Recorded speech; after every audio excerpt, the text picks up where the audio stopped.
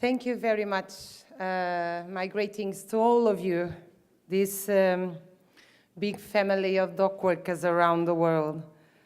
I would like to start thank you to the IDC for this challenge that they have commissioned us in order to study automation.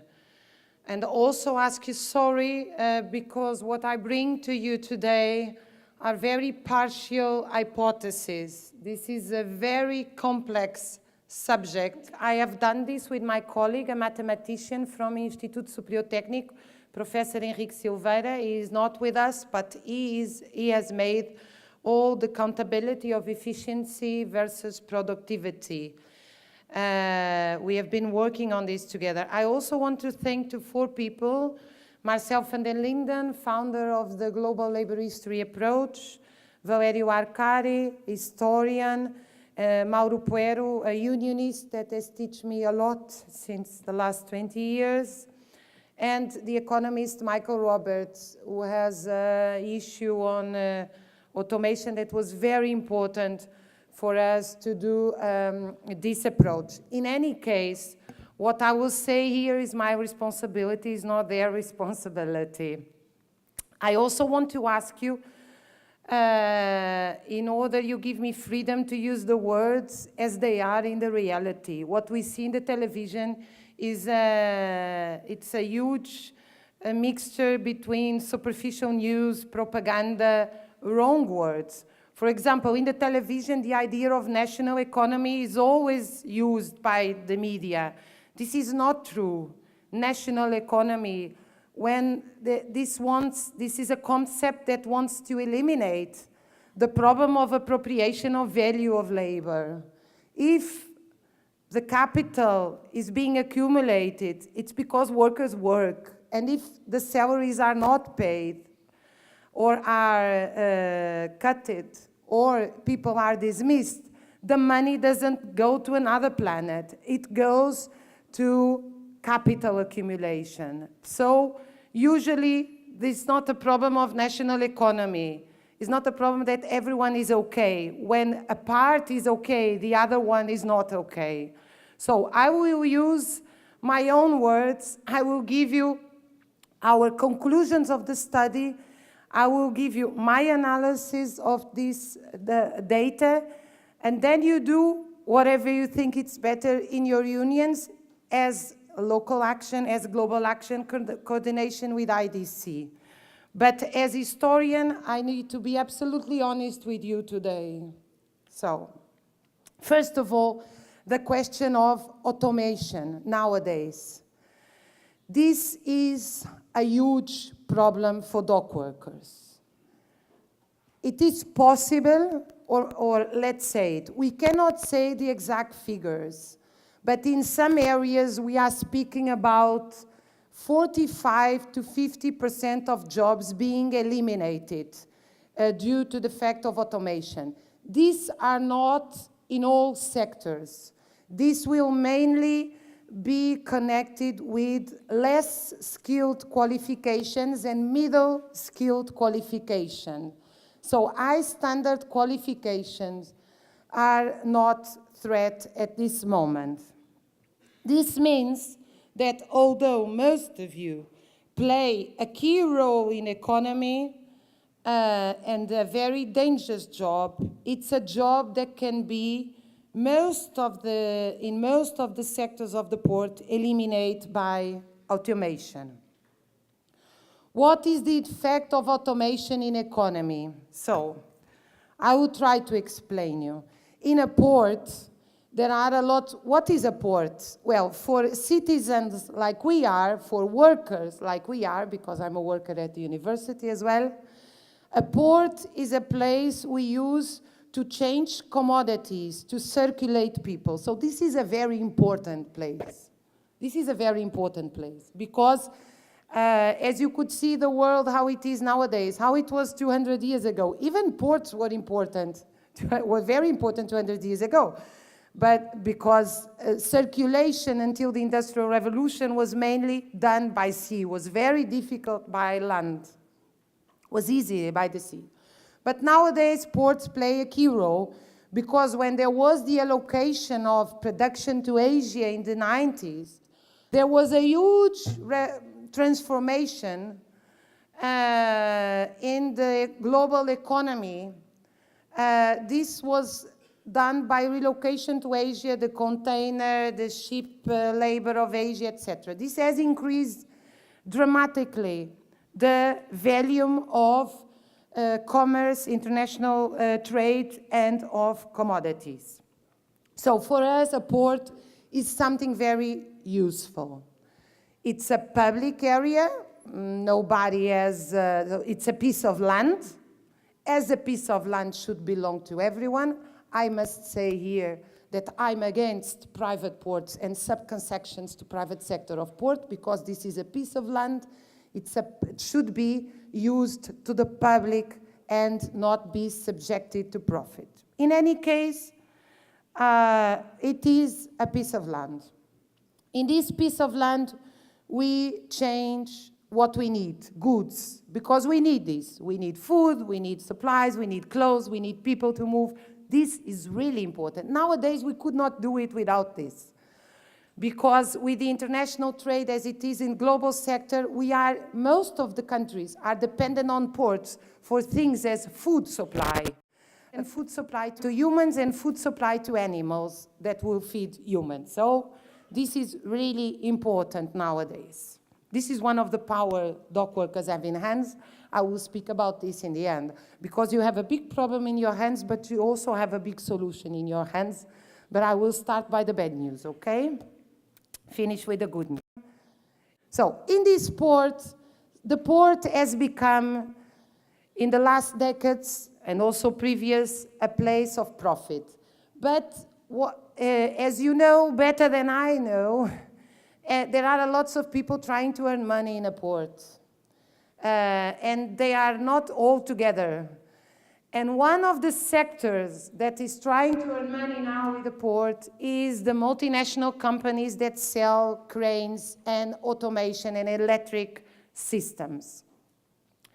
But of course, if they sell this, somebody has to buy it and somebody has to pay it.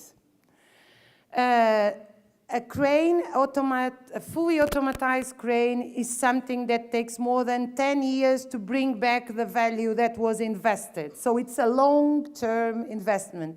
This means that it's very expensive. At the beginning, well, first question we have, we doubt that this investment, it's possible to be profitable without state help. How this state help takes place, we don't know, but usually it's done by, for example, taxes, deductions, or social security benefits to the companies, or there are several ways. So usually these long-term infrastructures, they always have some kind of written, but not in a very open way. They have some kinds of benefits to the state, to the private company that do these investments. Because this investment can take 10, 15, 20, even 30 years to bring back the money to the company. In a moment where rotation of capital is becoming more and more fast. So in the moment when capitalists, I will say capitalists because it's the name, we don't have to be afraid of it, because when a capitalist makes investment, he wants to have his money back as soon as possible. This is called rotation of capital. So for example, nowadays in England, they want the money back after 18 months. This is very short. So you are not going to invest in a crane that will give you the money back after 20 years. If you can put it, for example, in a public debt or in actions of a company or whatever, you get the money after 18 months. So usually, almost for certain, in our opinion, all this automation system will have some kind of private-public partnership, some kind of taxes help, etc. And this is paid by the taxpayers, Because if the state is paying, that means that the majority of the workers, including yourself, but other workers, are paying this profit of the companies that do private cranes. Why they do this investment in cranes? Well, in the short term, the profit goes a little bit down. There are two movements, in fact. One movement is that the volume of containers decrease, as you all have seen when you work in automatized ports. You see that the number of containers goes down because humans, robots can be can raise the productivity, but humans still can do much more things and complex things than do robots. So there are lots of things you do with containers that makes your work much faster. But the problem of profit is not that one, is that if you decrease the number of containers, for example, but you decrease more the number of workers, your profit raises. Because although you have less containers, you pay much lesser salaries. So this means that the volume of production, so the volume of goods that are in the port, they go down, but the volume of profit goes up. This is the first problem for the society. Why we want technology? Well, we want technology, I'm in favor of technology, in order to increase production and set people free to have a good life, to have time for the family, to have time to breathe, to have time to rest, etc. So, if we have the introduction of technology and we are decreasing production, it's a kind of sabotage to the economy, in fact. Because, well, they keep saying when dockers are on strike that they do sabotage to the national economy. But if you introduce an automatized system and if you decrease the production in 30%, you are making a sabotage to the economy. Because, in fact, you have means, both people, workers, and technology to do 100 containers. Why you do 70 containers? Because this increases profit of the company that is working. So this is the first problem. The second one is that in the long term, in fact, it can increase both production and profit. As I told you, these are just, we have given the study to IDC where we explain all these variables. I cannot explain it here in short time. But what is happening in long term is that as the crane is being paid and the volume of containers grows and the volume of salaries goes down, we have here a real increasing of productivity and a really increasing of, although in the mathematic way, profit is a little less, but the volume of the percentage, so the percentage of the profit in the volume of capital is increasing. So I believe that in the future, and this is of course, we have to, because we have shown this in our study. In our study we have just calculated the ports that were to be transformed from regular ports to automatized ports. If you go from the beginning to do a fully automatized port, then immediately you raise a lot profitability.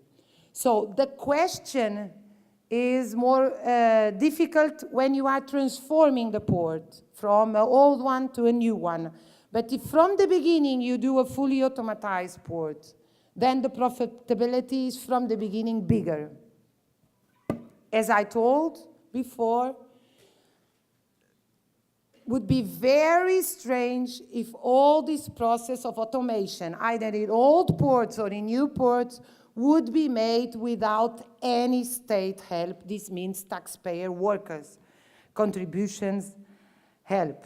What we saw with technology in the last 50 years, first of all, what we saw in technology when we looked to the study of colleagues that have deepened this analysis was that most of the state, they do not invest in technology of production.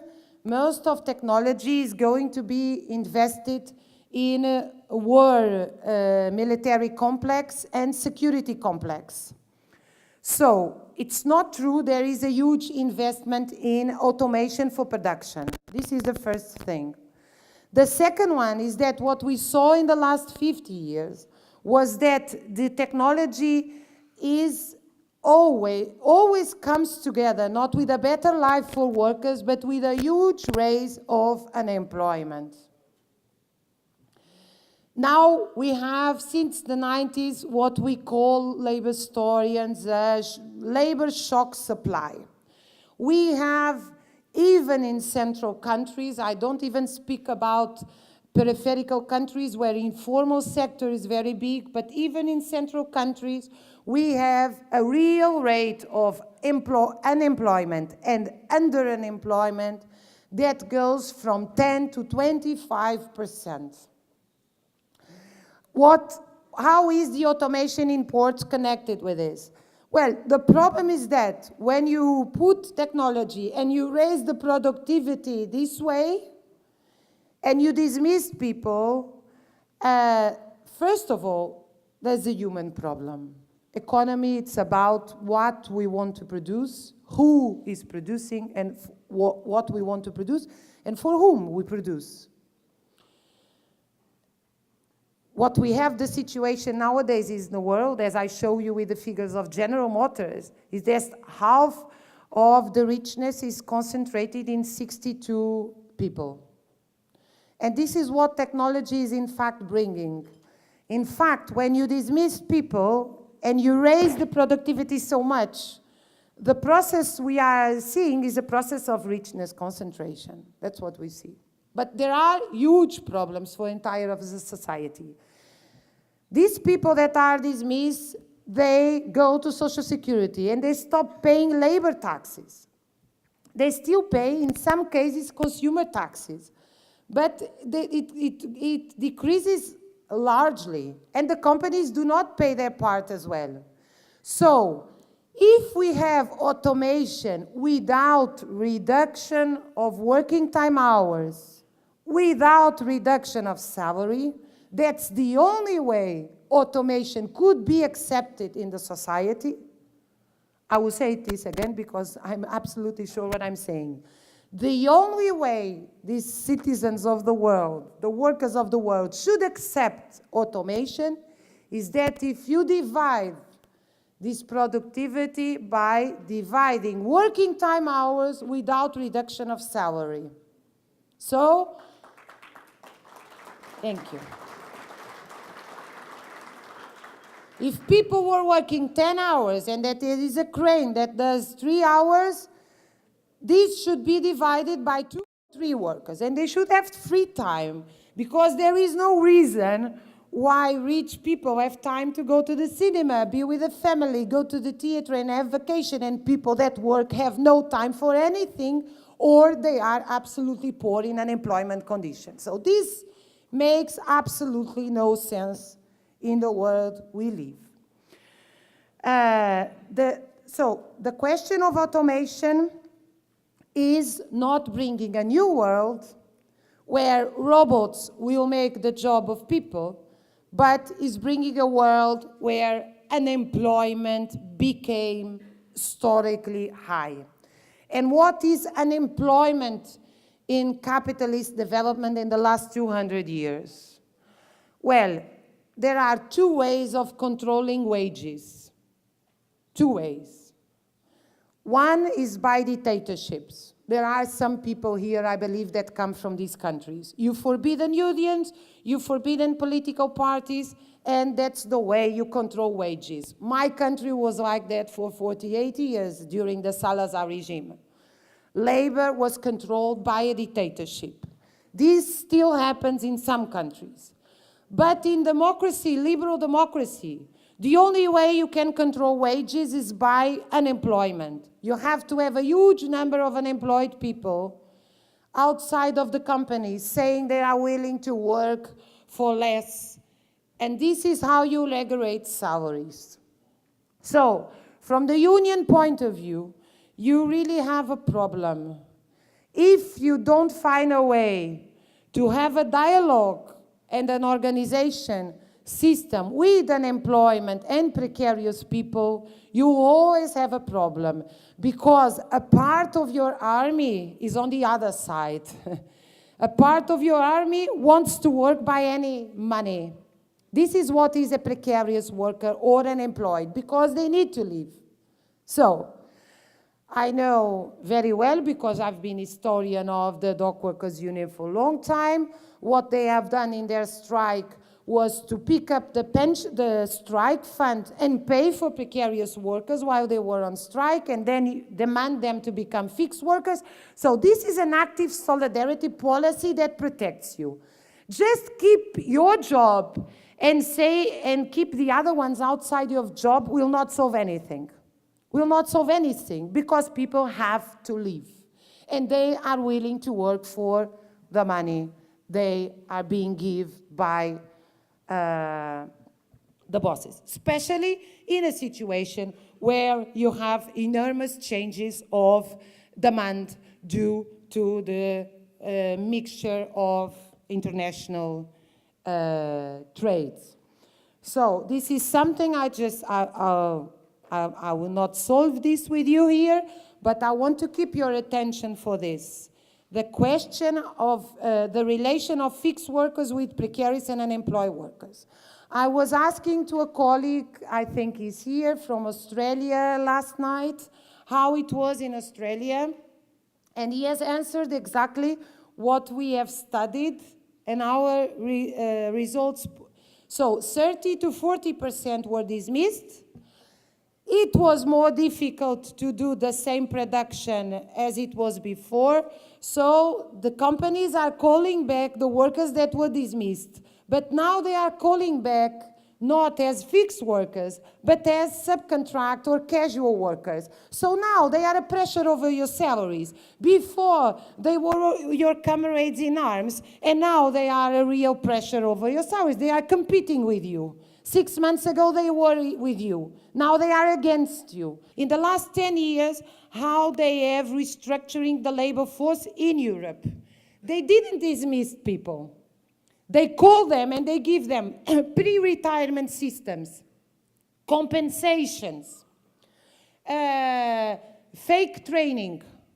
So people go to the training. Sometimes even unions use, not in dockers unions, I didn't study this case, but I studied the shipyard workers case. It's the union itself that has the money for the training. So when the company has not so many demands, they send the workers to training, but it's not training, it's fake training, and this is paid by Social Security or the European Social Fund. So workers are paying for the other workers to become even more precarious. This is what is happening, and what, at the end, what does this mean? This means that strategically you lose your goal, because you have started strong with a huge number of fixed workers united, and you have ended with 10 different situations inside the same place. One is subcontracted, the other one is casual 2 days, the other one is casual 1 week, the other one is earns less, but he does the same. And this puts the workers all against each other in a terrible competition system. But what this shows in Europe is that unions were not weak. They were not very intelligent, but they were not weak. Because they were strong enough to say, we are not going to be dismissed. That's what the bosses wanted to do. You go away because we want precarious. Why are we going to pay you 2,000 or 3,000 euros or 4,000 euros if we have someone to work by 500 euros? They haven't done this. They have paid them pre-retirement system, social security benefits, unemployment benefits, and so many unions are nowadays fighting not for jobs, but for unemployment benefits. This is what is happening. So they are fighting against each other because it's not a moral question. You cannot say to an unemployed people, you are a scab, you are destroying our strike because you work for 500 euros. Of course, you should do this in the picket line. You should not allow people to enter in the picket line in a strike. But you have to understand the overall economic system. People need to work. Either you give them a better way, like organizing them, paying strike fund, whatever, putting them together, have good ideas, or they will compete. So the other question that goes now with the ports, I wanted to highlight. Also another problem, let me go back. You know as dock workers that in a process of struggle, relations are a very important part. Everything is important, but the relations of trust you build among yourselves are very important. So this is like IDC, it's kind of a brotherhood. Because in a struggle, in a conflict, you learn who you cannot trust, who you can trust, how you can organize, how the relation between the direction and the rank and file workers, etc., etc. I saw this, for example, in the Portuguese strike, how they became so united, as maybe they were never before during that strike. They became so brother in arms during that strike, because they were all the day fighting together. If you pick up this, which is fighting against these missiles, and put this in social assistance, you are taking out the conflict of the company, and it's not a collective thing anymore. It's an individual problem of you with the state demanding social assistance. So the process is not anymore a collective process where you become stronger. It's an individual process where you are always dependent on the state, on social assistance, that tells you what you can have. It's a problem of dignity, a big problem of dignity, because people should live from their jobs, should not live from what they are begging to the state, like they were begging in the streets 100 years ago. But it's also a problem of organization. The other problem, I don't know in United States, but I wouldn't trust in pension funds. I wouldn't trust. I don't put my money in pension funds. Not any pension fund. Because I don't trust them, because sooner or later they fail, but also because a pension fund depends on how exploited is a worker in another company. Because, for example, if I'm the pension fund of California teachers, I put my money on a port of Australia, on cranes, I will have a better pension fund if you earn less in the port of Australia. Because the profit of my pension fund depends on the cuts of the salary of the workers where my pension fund is invested. So the pension fund is a huge competition among workers around the world. But the problem of the pension is even bigger, because what the workers have said in Europe, okay, I go to pre-retirement system, it's okay. I go, I'm 55, I'm tired, I have my family, I had great-grandchildren to raise. Well, I have money, I have a cottage, I go to pre-retirement. And do you know what is happening in Europe? There is no money in social security system. Why? Because there are people because social security system, the public one, the private one, I already told you what is. The public one is a solidarity, intergeneration solidarity system. That means that the people that enter now to work are paying for the social security that people that left. Well, if you have left your work with 3,000 euros and somebody is entering in the work with 500 euros, how can he pay your pension? He cannot. So Europe now is saying to the workers in pension system, we have not money to pay your pension. There is no money there. And they are true. There is less and less money there because the money was just going out, is not entering. But this is not a problem of age. This is a problem of labor relations. So again, pre-retirement system to deal with automation is not a solution at all. Usually, the system, it's applied for a port that works 24 hours a day with the average. And we know that this doesn't happen like this. So the point of efficiency is connected to a number of hours of the port, and this almost never happen as it is. So the crane efficiency was done to a kind of a perfect system that doesn't exist in the reality in the old ports. The human-operated cranes are 30% faster. It would be only profitable in the case of nominal labor cost of 60 euros an hour. This means an effective cost with social security, etc., with 90 and extra time, 90 euros an hour. But again, this has to be in a situation where port is used at least to 80% of the time.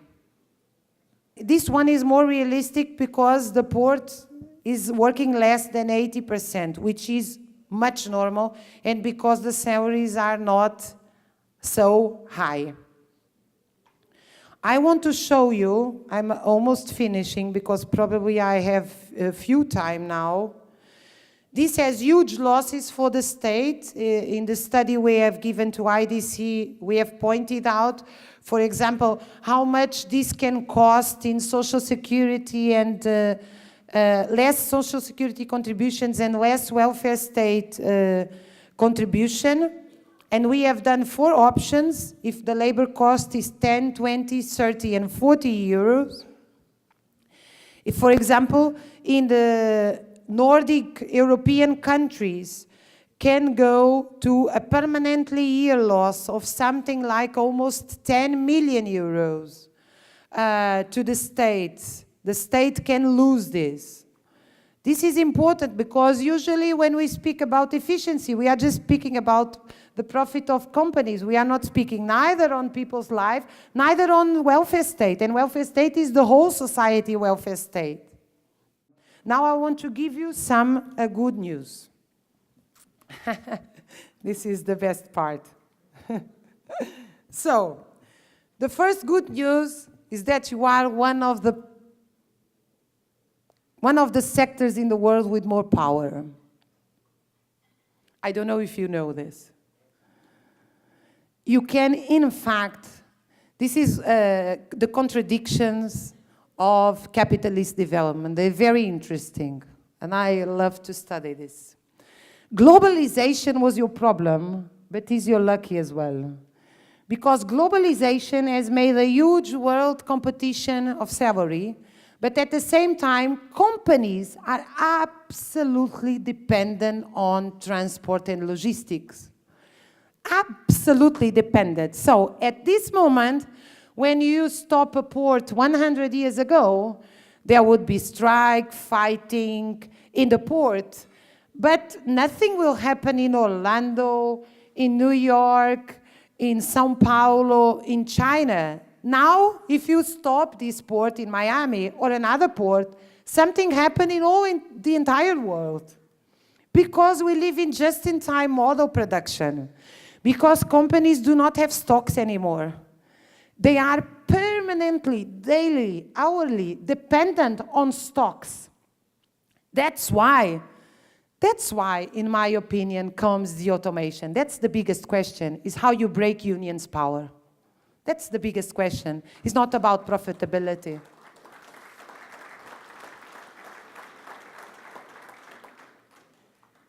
But this, of course, demands a huge organization, money for organization, and strategy. So these 3 things are absolutely necessary. There is not a success struggle without organization. There is no success struggle without funding to organize.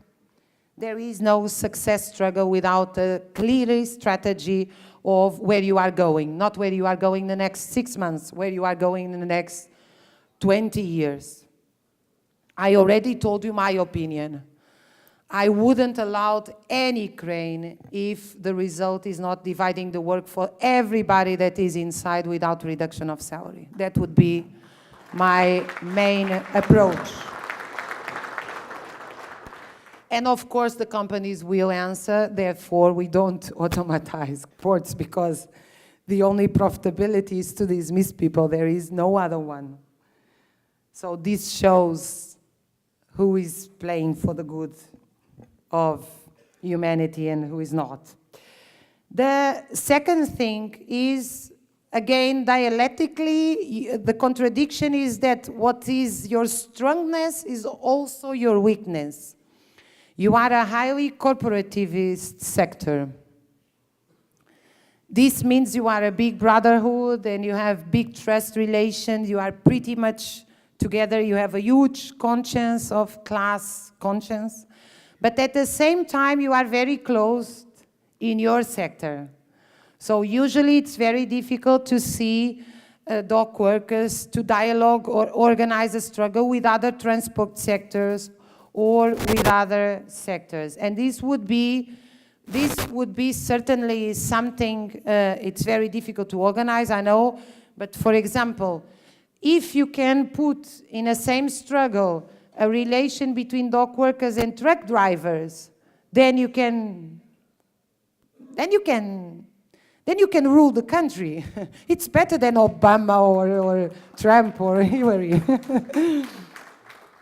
So, apart from this joke, I was serious on this. I know it's very difficult because lots of unions are very bureaucratized. There is a problem how to deal with this, let's say, social consensus unions, etc. But an effort to go beyond dock workers and have a dialogue with other workers would be, I think, very important. And with other workers around the world, there is really a problem of unemployment. Automation is not just threatening you. I'm now studying the TAP process, and the TAP is the airplane company in Portugal. The automation in airports is making hundreds of thousands of unemployed workers around the world. Everything is becoming automatized. So this is, even if, for example, translators are becoming in some way, they are substituting by machines. So trying to have a broader look over this huge problem, that of course keeps your unity and your independence, because that's also what makes you strong, is that you are a strongly independent union. And the last thing would be certainly what you know much better than I, what you have taught me, by the way, which is how can internationalism not be just a slogan, but a real action. So if you can go and give this example to the world, that because there are lots of companies, as you know, for example, Volkswagen workers, they meet together frequently in Brussels, where their main task is to offer less and less, is to say to the companies, please bring your company to our country because we earn less. This is what is happening in co-management system. You are probably, I cannot say this for sure, but for sure among the unions I know around the world, and I know a lot, you are the only one that these internationalists, you are the only one that when meets to say what we are going to do together, with the same goal for everyone. So, and I think today this is not a romantic approach. It's the only way we can save ourselves, we can have a better world, if internationalism, which is the other side of capital globalization, if internationalism can really become a reality, you can be a great example for the entire world. Thank you very much.